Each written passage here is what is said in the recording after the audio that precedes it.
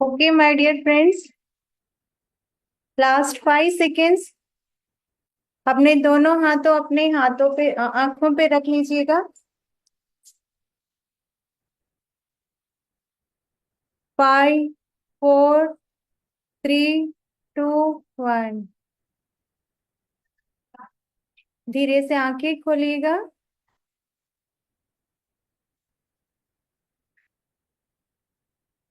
Okay masters.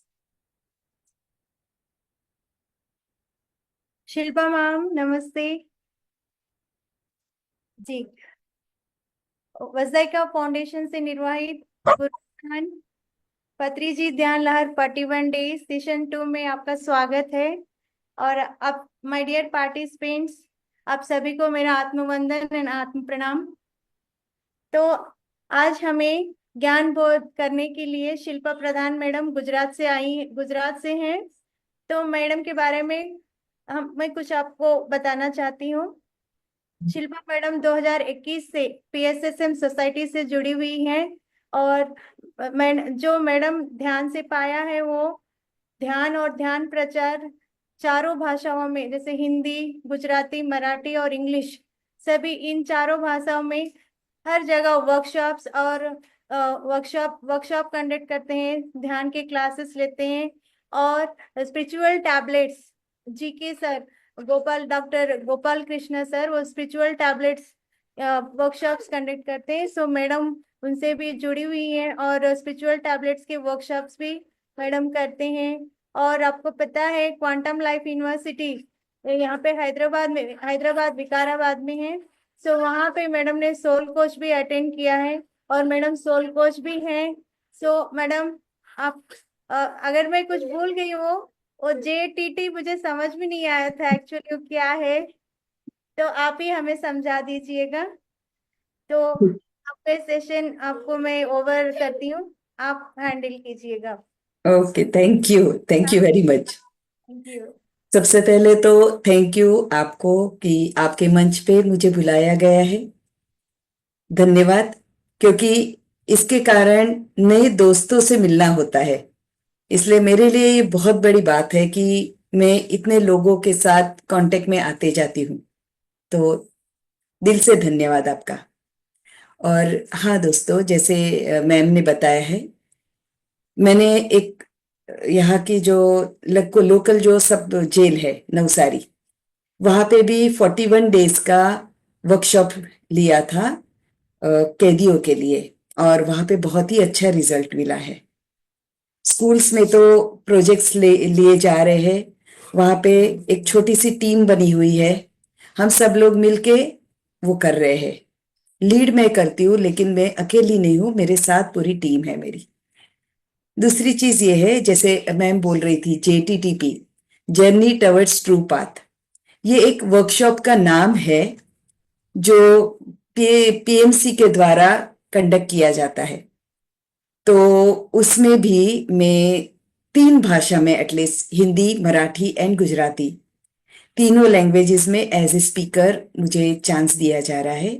उसके लिए PSSM का मैं बहुत बहुत दिल से धन्यवाद करती हूँ। और दोस्तों, ऐसे ही जो मैंने जाना है कि सेवा जैसे आप करते जाते हैं निस्वार्थ, कुछ अपेक्षा रखे बिना कि मुझे कोई बुलाएगा, कोई मेरी प्रशंसा करेगा, या फिर मुझे कुछ वहां से कुछ मनी एनर्जी मिलेगा, ऐसी कुछ भी इच्छा रखे बिना, जब आप अपनी तरफ से सिर्फ थोड़ा सा टाइम दे रहे हैं, जो आप पढ़ रहे, जो आपको मिल रहा है, वो आप लोगों को बांटना स्टार्ट करते हैं, तो 100% आपकी ये जो स्पिरिचुअल जर्नी है उसको जैसे एकदम स्पीड मिल जाती है। और वही चीज मेरे साथ हुई है। तो चलिए दोस्तों, हम हमारा जो आज का जो टॉपिक है, 7 बॉडीज, उसके बारे में थोड़ी जानकारी लेंगे। एक्चुअली ये बहुत बड़ा टॉपिक है, लेकिन फिर भी जो समय हमें दिया गया है। और हाँ, सबसे पहले तो मैं सॉरी कहूंगी, क्योंकि यहाँ पे थोड़ा सा रोड का कंस्ट्रक्शन का काम सब चल रहा है, इसलिए कभी भी लाइट के, पावर के इश्यूज हो रहे हैं। तो वही मुझे आज फेस न करना पड़ा था, लेकिन थैंक यू यूनिवर्स के समय पे पावर आ गया और मैं आप लोगों के साथ जुड़ सकी हूँ। तो चलिए दोस्तों, ये समझाने के लिए मैंने एक इंग्लिश में है वो पीपीटी, लेकिन मैं चाहती हूँ कि ये पीपीटी में आप लोगों को शेयर करके समझाती जाओ, ताकि वो समझने में हम सबको आसानी रहेगी। तो ये एक मेरा पीपीटी है, तो मैं आप लोगों के साथ उसे शेयर कर रही हूँ। जस्ट 1 मिनट मुझे समय दीजिए।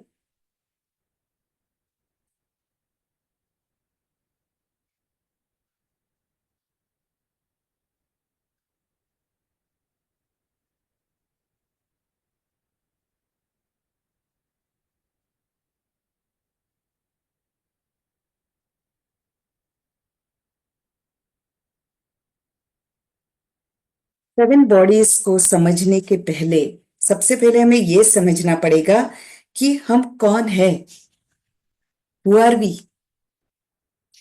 तो वो समझने के लिए ये 3 चीजों को हमें सोच समझना पड़ेगा, क्योंकि हम ऐसे तो सुनते आए हैं कि हम एक आत्मा है, इस शरीर में बैठी हुई एक आत्मा है। लेकिन आत्मा यानी एग्जैक्टली क्या है? तो वो है, आत्मा का मतलब energy plus wisdom plus consciousness. यानी इसे समझना जरूरी है। एक ऊर्जा, क्योंकि जब आत्मा है तो हम वो ऊर्जा को फील कर सकते हैं। दूसरा, जैसे हमारा ज्ञान बढ़ते जाता है वैसे हमारी समझ बढ़ती जाती है। और तीसरा, कॉन्शियसनेस यानी चेतना। जैसे जैसे हमारा ज्ञान बढ़ते जाता है वैसे हमारी ऊर्जा भी बढ़ रही है और हमारी चेतना भी बढ़ रही है। हमारा देखने का दृष्टिकोण में भी काफी सारा चेंज आने लगा है। तो ये जो ब्रह्मांड है, ब्रह्मांड में हम लोग क्यों आए हैं, ये तो हम सबको अभी तक कभी कभी सुना होगा कि ये पृथ्वी जो है ये एक स्कूल है हमारे लिए। एक स्कूल जहां पे हम कुछ पढ़ने आए हैं। तो जो कोई चैलेंजेस हमारे जीवन में आते हैं वो हमारे पाठ है, पुस्तक के एक एक पाठ। और उसके बाद वो पाठ पढ़ने के बाद हमारा टेस्ट लिया जाता है स्कूल में। तो उसी तरह से यहाँ पे भी हमारे टेस्ट लिए जाते हैं। जो चैलेंजेस बड़े बड़े आते हैं वो हमारे टेस्ट है। उस टेस्ट को हम कैसे पास करके आगे जाते हैं। तो जब हम पास होते हैं तब वो क्यों पास होते हैं? जब हमें वो नॉलेज, वो जो ज्ञान है वो अच्छी तरह से अगर समझ में आया होगा तो एक ही चीज को देखने का मेरा दृष्टिकोण बदल जाएगा। जब मेरे पास ज्ञान नहीं है तब वही चीज को देखने का मेरा दृष्टिकोण कुछ अलग रहेगा। तो ये तीनों को मिलाकर एक आत्मा बन रही है। और ये आत्मा जब पृथ्वी पर आती है तब वो अकेली नहीं आती है। आत्मा यानी एक ऊर्जा, एक ज्ञान, एक कॉन्शियसनेस। अब ये सब पूरा मिलके जब सिर्फ एक आत्मा आती है ना, तो वो कुछ भी सीख नहीं सकती, कुछ भी देख कार्य नहीं कर सकती। क्योंकि जैसे चंद्रमा पे जाने के लिए हमें एस्ट्रोनट का सूट पहनना पड़ता है, बराबर? क्यों? क्यों हम हमारे इन्हीं कपड़ों के साथ नहीं वहां पे जा सकते? कारण है, क्योंकि वहां पे ऑक्सीजन नहीं है। क्लाइमेटिकल जो हमें यहाँ पे कुछ अलग वातावरण मिलता है वहां पे कुछ अलग है। तो उसके साथ सेट होने के लिए जो कोई चीजें हमारे शरीर पे हमें लगानी पड़ती है वो हमें पहननी पड़ती है, तभी हम चंद्रमा पे जा सकते हैं।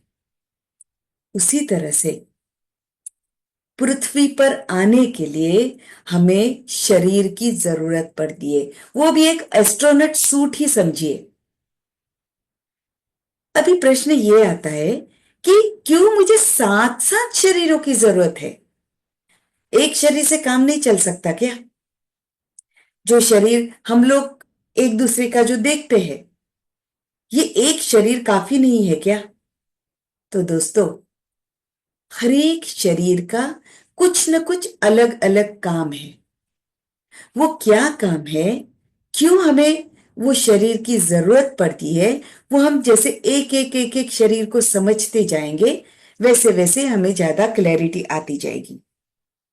और हाँ दोस्तों, एक चीज जो हमें याद रखनी है, शरीर है तो मैं अनुभव कर सकती हूं, तो मैं मेरे जो पाठ पढ़ने हैं वो मैं पढ़ सकती हूँ, एक्सपीरियंसेस ले सकती हूँ।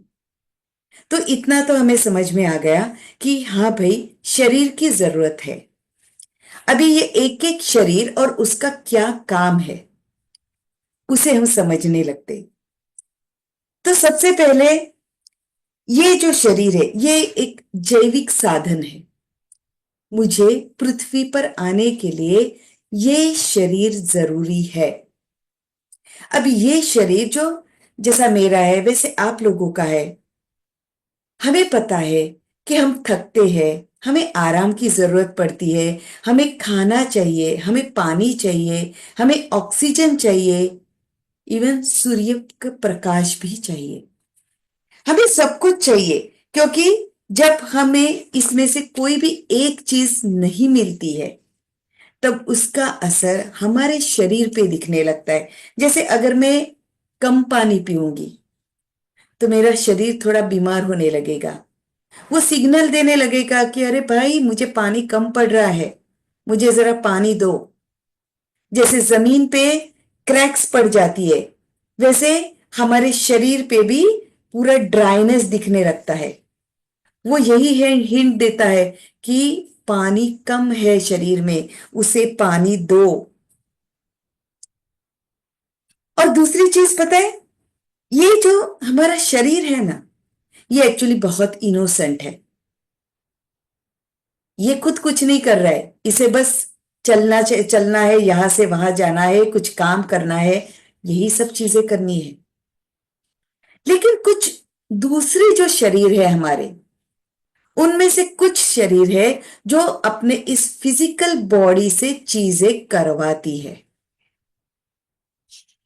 अभी अगेन दोबारा एक सवाल और आ रहा है दिमाग में। जैसे मैं अपने आप ही ये सवाल अपने आप को रख रही हूं कि अगर मैं पहली वक्त बार सुन रही हूंगी, तो मेरे दिमाग में कौन से ऐसे प्रश्न आएंगे जिससे मैं थोड़ी डिस्टर्ब होंगी कि अरे ये ऐसे कैसे बोल रहे हैं, सात सात शरीर है और एक शरीर ही दिखता है मुझे।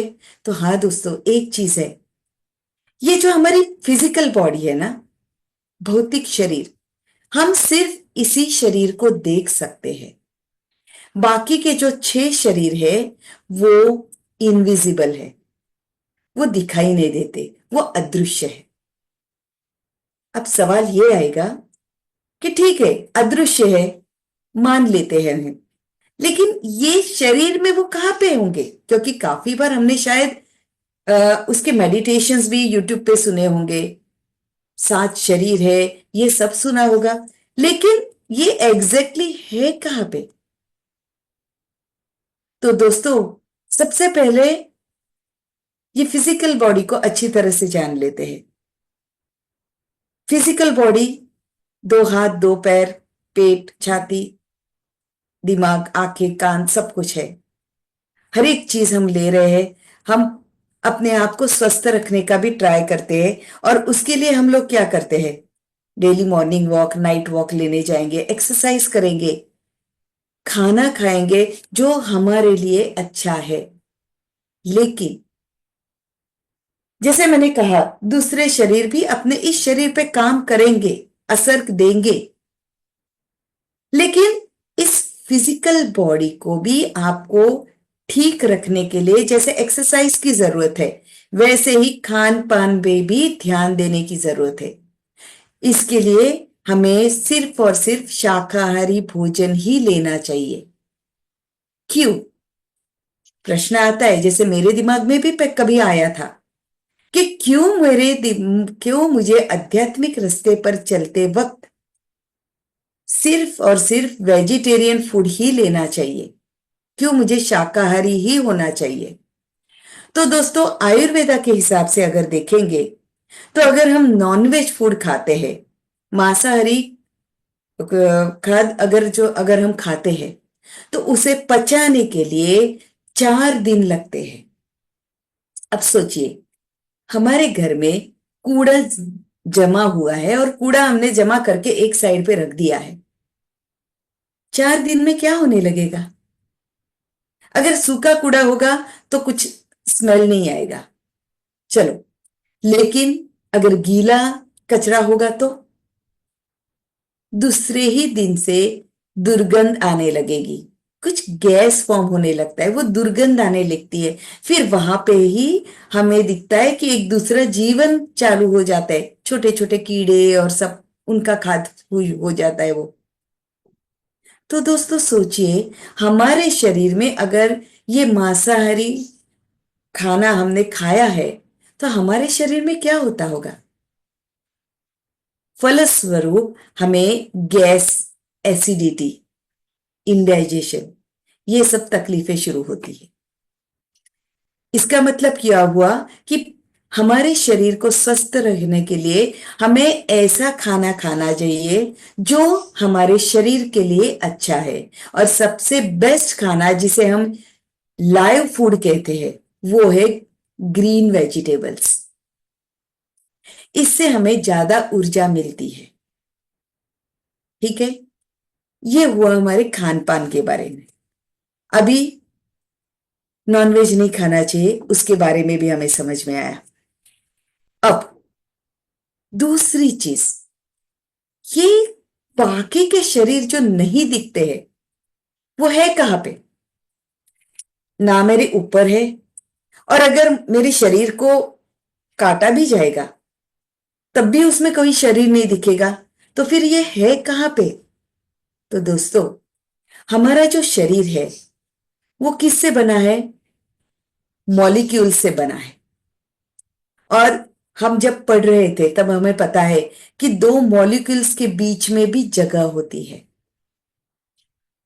तो इस तरह से हमारा शरीर जो है, अगर वो मॉलिक्यूल से बना होगा तो वो दो मॉलिक्यूल्स के बीच में भी तो जगह होगी ना। तो ये बाकी के जो शरीर है वो उसके अंदर खुद को एडजस्ट करते जाते हैं।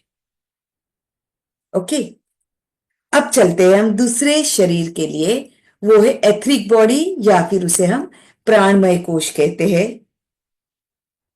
इसके अंदर क्या है, बहुत ही सिंपल शब्दों में मैं आपको समझाना चाहूंगी। जैसे पानी को हर जगह ले जाने के लिए पाइपलाइंस होती है, हमारे शरीर में भी खून को हर एक जगह पे ले जाने के लिए वहां पे हमारी आर्टरीज एंड वेन्स, वो भी खून के ले जाने वाली पाइपलाइंस है। उसी तरह से ऊर्जा को ले जाने के लिए भी पाइपलाइंस होती है। अभी दिमाग में ये चीज आ सकती है कि भाई ये एथरिक बॉडी, कैसे मुझे पता चलेगा कि मेरी भी एथरिक बॉडी है? तो दोस्तों, जब आप गुस्सा होते हैं तब अगर याद करने का ट्राई कीजिए, जब आप बहुत गुस्सा होते हैं आपका कान गर्म होता है या फिर सिर पे पसीना आने लगता है गुस्से के कारण। ये क्या दिखा रहा है? ये वही एथरिक बॉडी का हमें अनुभव हो रहा है। या फिर जब हम मेडिटेशन करते हैं तब भी हमें एक ऊर्जा फील होती है, थोड़ी गर्मी फील होती है। वो क्या है? वो है हमारा एथरिक बॉडी। उसके अंदर ये जो एनर्जी ट्यूब्स है, उसके साथ साथ उसके अंदर हमारे 7 चक्रा भी है। शायद आपने कभी उसके बारे में अ, आपने सुना भी होगा। तो ये 7 चक्र हमारा ये फिजिकल बॉडी काटने के बाद हमें कहीं पे भी दिखने नहीं वाले। ये सभी चक्र होते हैं हमारे एथरिक बॉडी के अंदर, प्राणमय कोश के अंदर। और वो कैसे, अभी ये बॉडी एक्चुअली कैसे होती है, ये जैसे बैटरी है, तो बैटरी के अंदर पूरा एनर्जी भरा हुआ नहीं है, एनर्जी उसके अंदर नहीं है, वो बैटरी के अंदर एक रॉड है और उसके आसपास वो ऊर्जा है, जिससे वो ऊर्जा उत्पन्न होती रहती है और आप उसका उपयोग कर सकते हैं। उसी तरह से ये जो हमारी जो एथरिक बॉडी है, वो भी ऐसी स्थिर नहीं रहती, वो हमारे आसपास ऐसी घूमती रहती है। और इसीलिए आपने अनुभव शायद किया होगा कि जब हम ध्यान करते हैं, कभी कभी हमारा शरीर आगे पीछे दाएं बाएं सब जगह हिलता है, हमें वो फील होता है कि मेरा बॉडी स्टेडी नहीं है। वो क्यों है? ये एथरिक बॉडी के कारण हमें ये अनुभव होता है। दूसरा, एथरिक बॉडी ये एक लिंक है, ये एक बीच में का बॉडी है जो हमारे फिजिकल बॉडी और एस्ट्रल बॉडी को कनेक्टेड रखता है।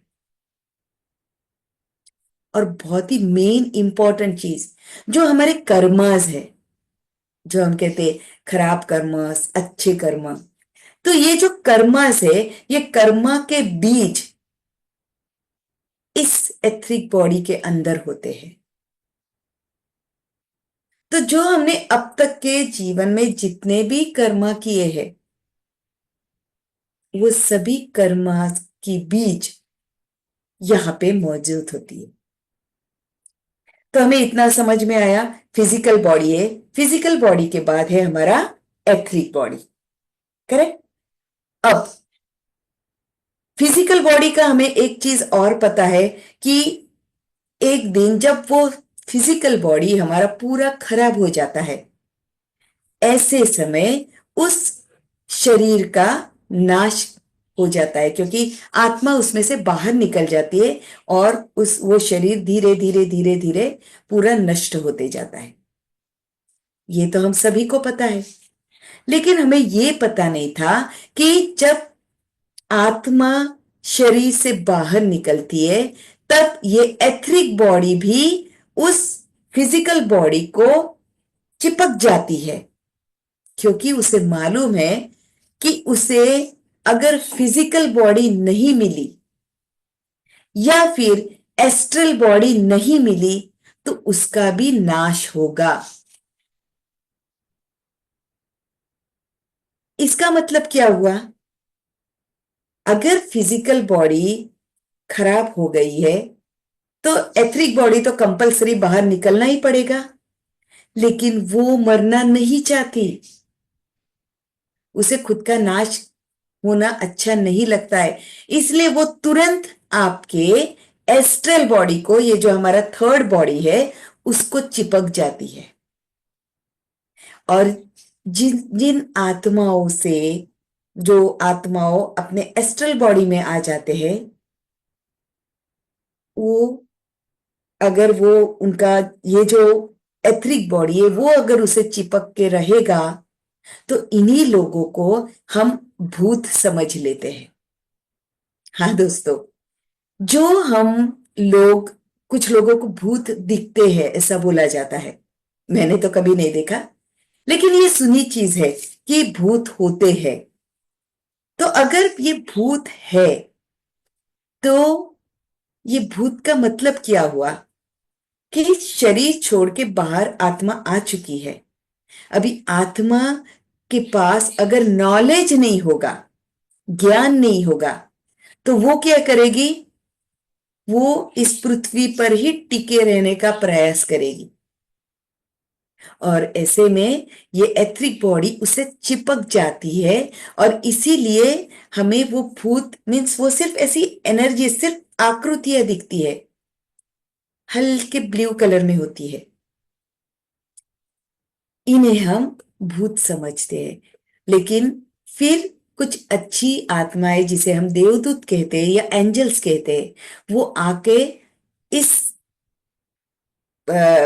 एस्ट्रल बॉडी में बैठे हुए उस आत्मा को समझाते हैं कि भाई अभी आपका ये भौतिक शरीर खराब हो चुका है, अभी ये वापस ठीक नहीं हो सकेगा।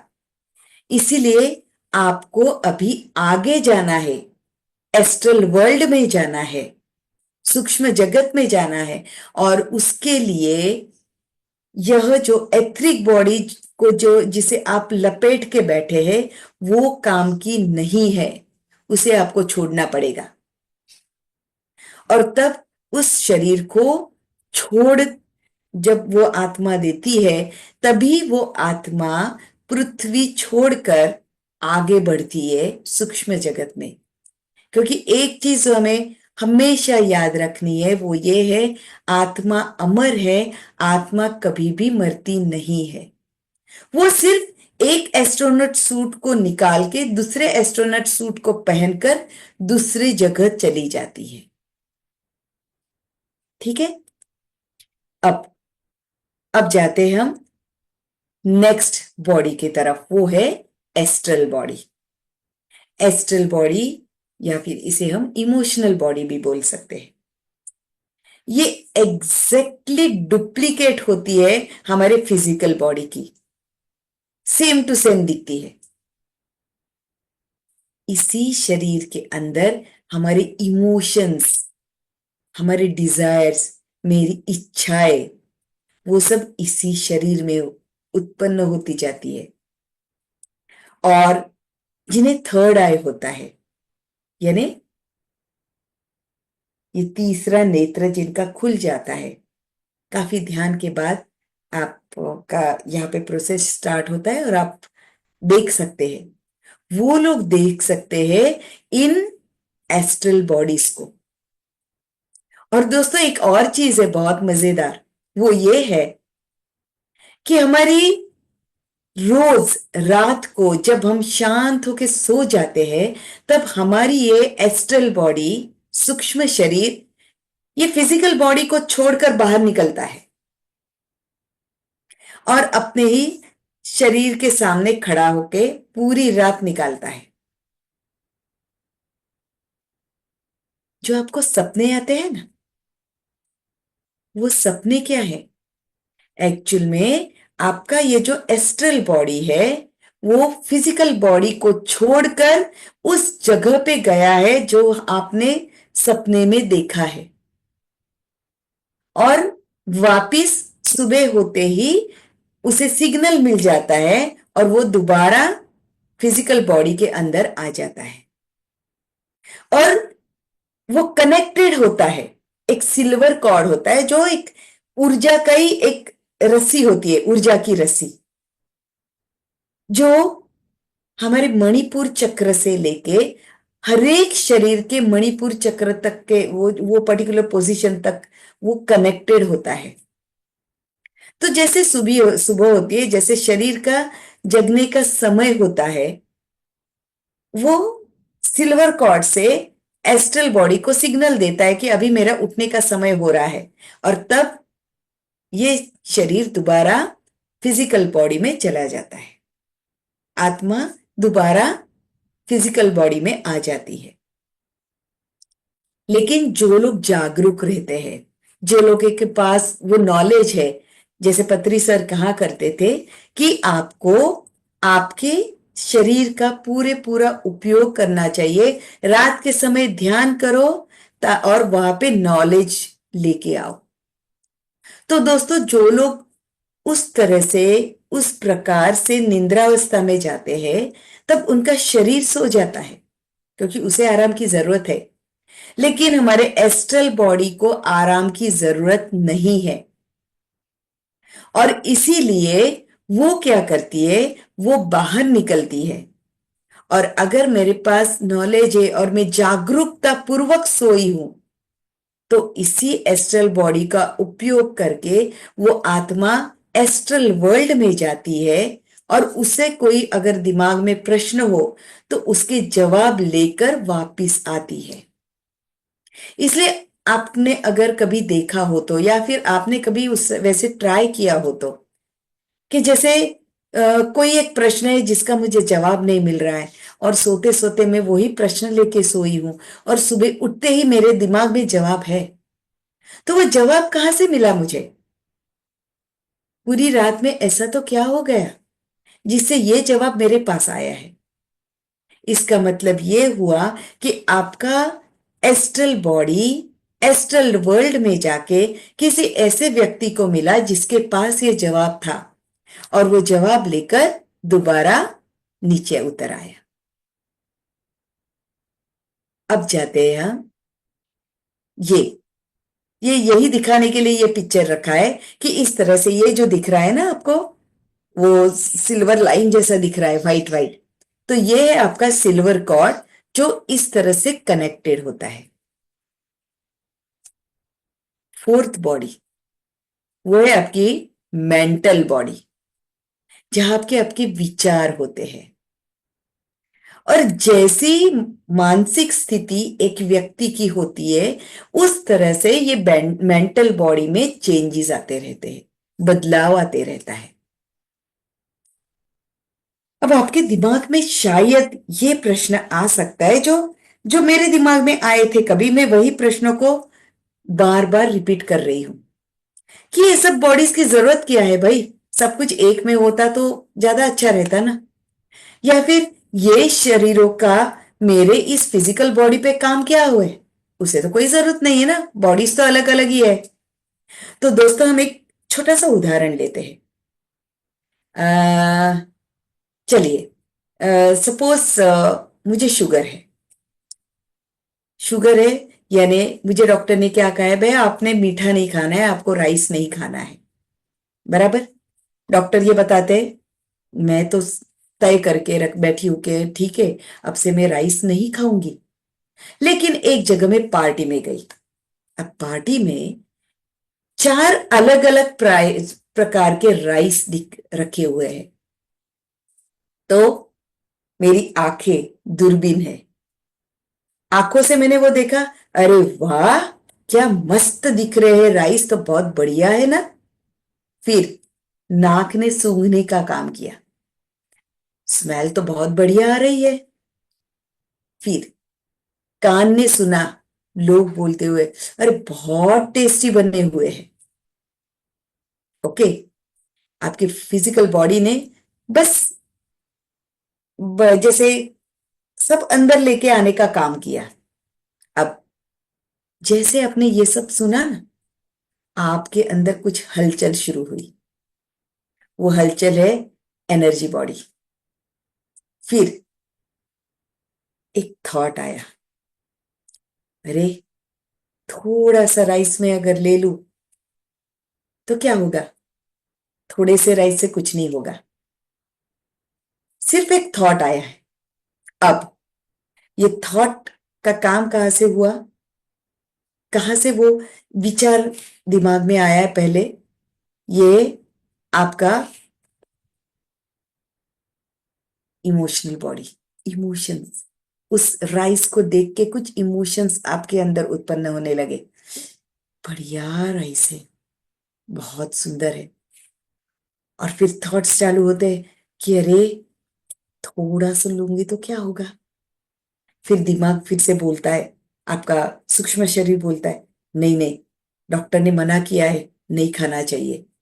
फिर मेंटल बॉडी कहता है, अरे थोड़े से कुछ नहीं होता है, थोड़ा खा लेंगे, कल से परफेक्टली बिल्कुल एक दाना नहीं खाऊंगी।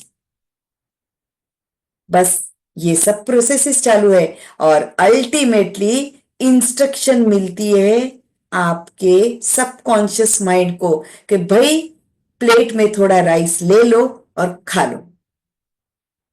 तो ये सब प्रोसेसेस के कारण आपके फिजिकल बॉडी ने खाने का काम किया है। तो इस तरह से ये सब बॉडीज काम करती है। अब आगे जाते हैं हम कॉजल बॉडी की तरफ। कॉजल बॉडी यानी क्या है पता है, ये एक्चुअल में हमारे आत्मा का घर है, जहां जब से हमने इस पृथ्वी पर जन्म लिया तब से लेके आज तक जितने भी हमने काम किए हैं, अच्छे काम और बुरे काम, वो सोप का जैसे ये एक स्टोर हाउस है, सब कुछ इसके अंदर है। इवन जो हम ज्ञान लेने का काम करते हैं वो भी सब इसी में होता है। और कॉजल बॉडी और आगे के जो शरीर है, पांचवा, छठा और सातवां, ये शरीर हर एक आत्मा के डेवलप नहीं होते हैं, बस धुंधली सी वो बॉडीज तैयार हुई है। जैसे जैसे आपका नॉलेज बढ़ते जाता है, जैसे जैसे वो जो बैड कर्मास है वो क्लियर करके गुड कर्मास में रिप्लेस होते जाते हैं, वैसे वैसे ये शरीर बढ़ने लगता है, वो क्रिएट होने लगता है। आगे नेक्स्ट बॉडी जो है वो है हमारी सुप्रा कॉजल बॉडी। सुप्रा कॉजल बॉडी का मतलब क्या हुआ है कि वो ऐसा शरीर जहां पे मेरे कर्मा सब बैलेंस हो चुके हैं और मैं सेवा भी करने लगी हूँ, सब जगह लोगों तक पहुंचने का काम कर रही हूँ और वननेस को समझने लगी हूं। ऐसी स्थिति में मेरा सुप्रा कॉजल बॉडी डेवलप होते जाता है। और लास्ट है निर्वाणिक बॉडी। तो जब मैं पूरी तरह से वननेस में आ जाती हूं, जो मैं हूं वो ही तुम हो। बोलने के लिए तो हम आज भी ऐसा ही बोलते हैं, लेकिन हम शायद जब सिचुएशन आता है तब हम उस तरह से काम नहीं कर पाते, क्योंकि अभी भी हमारे अंदर ड्युअलिटी है। मैं हूं, तुम हो। और इसी के कारण हमें अलग अलग सिचुएशंस को फेस करना पड़ता है और उसमें हमें दुख पीड़ा का अनुभव होता है। लेकिन जैसे पत्री सर है, बुद्ध स्वयं है, ये सब निर्वाणिक बॉडी की स्थिति में है। जब कोई आत्मा इस लेवल तक पहुंचता है, ऐसे समय उसे बार बार जन्म लेने की स्थिति में पड़ना नहीं पड़ता है। वो खुद तय करता है कि मुझे कब जाना है और वहां पे जाकर वो लोगों को अच्छा जो सत्य का पाथ है वो दिखाने का काम करता है, जैसे पत्री सर ने हमारे साथ किया है। तो दोस्तों, हर एक पाठ को पढ़ते वक्त हमें काफी सारा समय देना पड़ता है। यह एक शॉर्ट में आपको जो मुझे ये 7 बॉडीज के बारे में बताना था वो। तो हमें पता चलता है अभी कि हम अभी कौन से बॉडीज को ठीक तरह से काम में लेने का काम कर रहे हैं। फिजिकल बॉडी जो ऑलरेडी हमारे साथ है, और बाकी के शरीर जो किस तरह से हम उन्हें काम में लेके आ रहे हैं। इतना कहकर मैं आज का ये मेरा स्वाध्याय यहाँ पे खत्म करती हूँ। धन्यवाद सभी का। आत्मवंदन। Ma'am thank you so much ma'am. Thank you. कितना छोटे छोटे शब्दों से कितनी अच्छी तरह समझाया ma'am. 7 bodies means thank you. पहले भी कितना अच्छा तो मैंने अभी तक कोई नहीं समझाया है, one step wise with examples. Means they related 7 bodies 7 chakras के बार रिलेटेड करते हुए बताए थे। मीन्स वो भी बहुत बढ़िया था, लेकिन ओनली 7 बॉडीज उसके इमोशंस है, जैसे कि कैजुअल बॉडी, इमोशनल बॉडी और सुप्रा कॉजल बॉडी, निर्वाणिक। मीन्स स्टेप वाइज वो मुझे बहुत अच्छा लगा। जो राइस खाने का है देखो, है ना, वो किस तरह इमोशंस का कैरी करता है।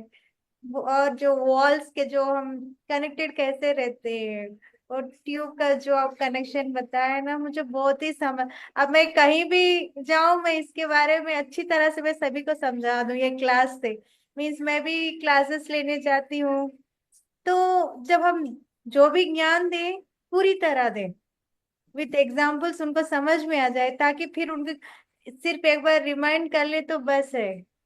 मीन्स मुझे भी आपका ये क्लास बहुत ही अच्छा लगा ma'am. Thank thank you you. So much. Thank you very much. तो मैम मैं आपसे एक रिक्वेस्ट करती हूँ, जो आपका जो पर्सनल नंबर है हमें भी एक बार शेयर कर दीजिएगा, ताकि हम डायरेक्ट आपसे कांटेक्ट कर सके, क्योंकि ना ये ये तो बहुत ही वास्ट सब्जेक्ट है ना ये। 1 hour 40 minutes में ये होने वाला थोड़ी है अभी इसके। अब एक एक जो हम सिर्फ इंट्रोड्यूस करें उनको, अभी तो सही है। बहुत है ना मैम। हाँ हाँ। तो प्लीज हमें ना आपके सेशन से और सेशन से अब हमें इस नॉलेज को हमसे इस प्लेटफॉर्म पे शेयर कीजिएगा मैम। Sure sure. ये मेरी एक रिक्वेस्ट है। Sure ma'am. हाँ, तो मैम टाइम भी हो चुका है, तो हम इस सेशन को हम क्लोज करते हैं ma'am. Sure ma'am. Thank you so much. Thank you. Thank you so much. Thank you so much ma'am. ये आपका नंबर हमें चार्ट पे डाल दीजिए। ओके, मैं चैट पे डाल देती हूँ।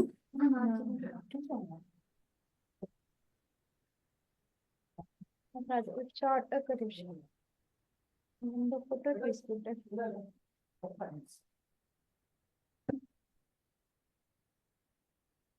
మేడం ఫోటో తీయడం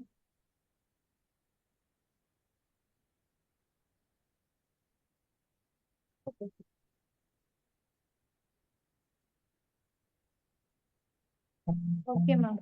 okay. Thank you so thank you. Much. Thank you. ఏం చేయనా మేడం? లైవ్